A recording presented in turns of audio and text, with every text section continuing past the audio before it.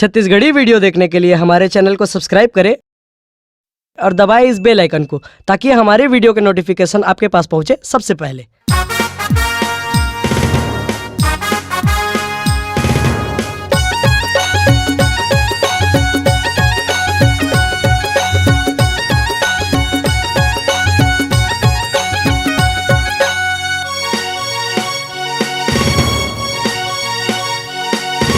Bhim army एकता mission राह में चल के जन जन का सुख दुख में मसीहा बन के।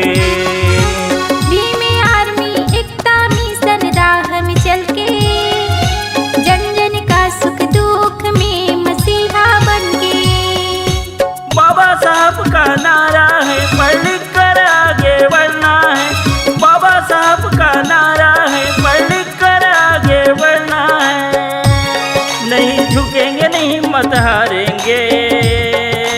भीम आर्मी एकता मिशन राह में चल के जन जन का सुख दुख में मसीहा बन के। भीम आर्मी एकता मिशन राह में चल के जन जन का सुख दुख में मसीहा बन के। जय भीम।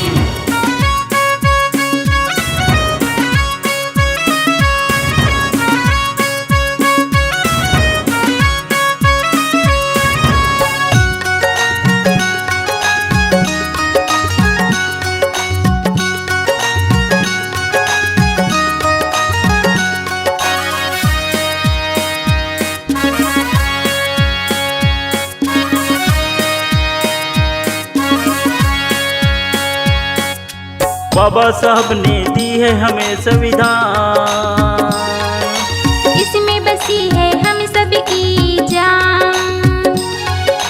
बाबा साहब है भारत की शान, आन बान और हम सबकी पहचान।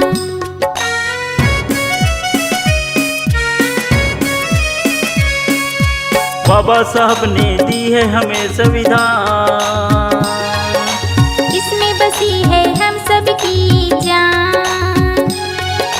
बाबा साहब है भारत की शान, आन बान और हम सबकी पहचान। सबको आगे लाना है संघर्ष हमारा नारा है। सबको आगे लाना है संघर्ष हमारा नारा है। हम लिखेंगे नया इतिहास। भीम आर्मी एकता मिशन राह में चल के जन जन का सुख दुख में मसीहा बन के। भीम आर्मी एकता मिशन राह में चल के जन जन का सुख दुख में मसीहा बन के। जय भीम।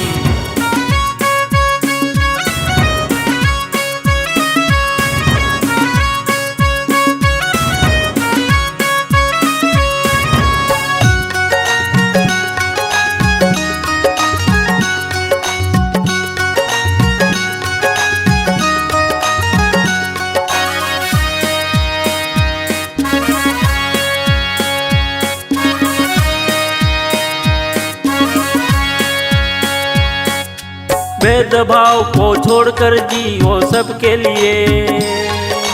सबके हृदय में तुम जलाओ सुमता के दिए। नई किरण की रोशनी हो सबके लिए। साज पे आवाज हो तुम सबके लिए।